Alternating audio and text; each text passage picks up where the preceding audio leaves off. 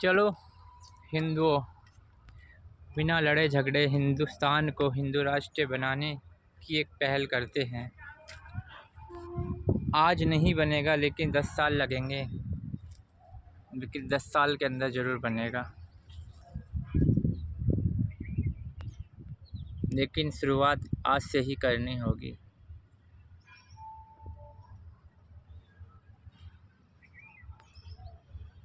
चलो हिंदुओं, हिंदुस्तान को वाकई हिंदू देश बनाने के प्लान पे चलते हैं। सिर्फ 10-15 साल सब कुछ ठीक हो जाएगा। अभी भी देर कहाँ हुई है, लेकिन स्टार्ट आज से करना होगा। प्लान कुछ इस प्रकार है, जो कुछ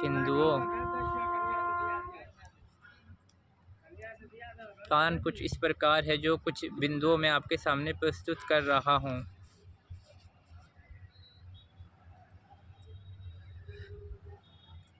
माइनॉरिटी अल्पसंख्यक को टोटल 5 से 7% पे समेटना होगा।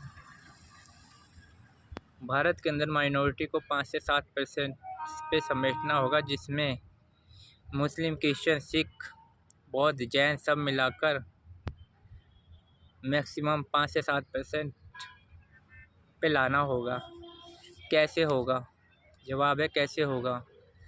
माइनॉरिटी के लिए एक बच्चा पॉलिसी नियम लाना होगा। जो कोई माइनॉरिटी इस नियम का उल्लंघन करता है, इस नियम को तोड़ता है, उस पर सख्त कार्रवाई सरकार द्वारा की जानी चाहिए।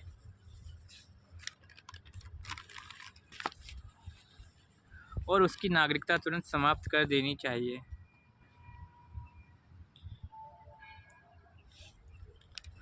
प्लान: हिंदुओं को जनसंख्या बढ़ाने के लिए प्रोत्साहन के तौर पर एक अच्छी खासी राशि सरकार द्वारा प्रदान की जानी चाहिए। जो हिंदू 2 से 3 बच्चे को जन्म देते हैं, उनके बच्चों को पढ़ाई का खर्चा सरकार द्वारा उठाया जाना चाहिए। हमारा टारगेट होना चाहिए हिंदुस्तान के हर एक राज्य में हिंदू पॉपुलेशन 90 से 95% होनी चाहिए।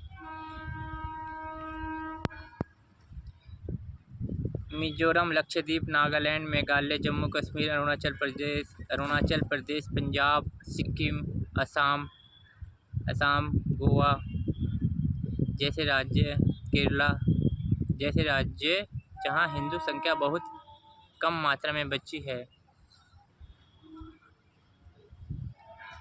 उन राज्यों में उत्तर प्रदेश, मध्य प्रदेश, महाराष्ट्र, दिल्ली, राजस्थान, गुजरात, बिहार, उत्तराखंड, कर्नाटक, हरियाणा, तमिलनाडु, हिमाचल प्रदेश, छत्तीसगढ़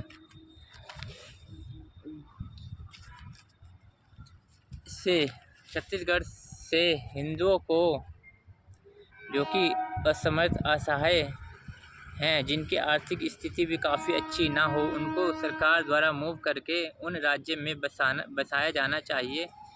और बसाए गए परिवार के आवास, नौकरी और उनके बच्चों का पढ़ाई का खर्चा सरकार द्वारा उठाना चाहिए। इससे होगा ये कि उन बसाए गए हिंदुओं की स्थिति भी मजबूत होगी और कम संख्या वाले राज्य में हिंदुओं की संख्या भी मजबूत होगी और हमारा देश 10 से 15 साल में शुद्ध तौर पर हिंदू राष्ट्र होगा। कुछ लोग मेरी इस राय के खिलाफ हो सकते हैं, उनको बस एक